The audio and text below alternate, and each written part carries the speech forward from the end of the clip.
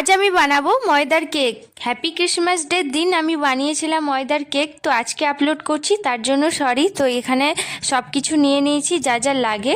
তো আমি নিচ্ছি এখানে ময়দার উপর দিয়ে দিচ্ছি চিনিটা আমি জলে ভালোভাবে ভিজিয়ে নিয়েছিলাম, সেটা দিয়ে দেবো। একটু মেখে নেওয়ার পর এখানে নিয়েছি অরিও বিস্কুট, সেটাও ভালোভাবে গুঁড়ি করে নেব।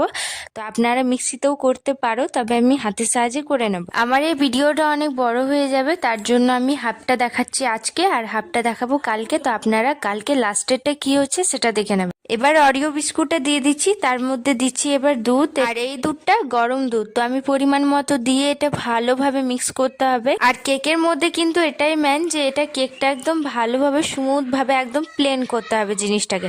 তারপর দিচ্ছি এখানে সাদা তেল, এটা একটু লাল লাল মানে সর্ষের তেলের মতো দেখতে নিশ্চয়ই, কিন্তু এটা সাদা তেল। তারপরে এখানে দিচ্ছি বাদাম, যেটা ভাজা বাদাম, আর দিচ্ছি কাজু আর কিশমিশ, সমস্ত কিছু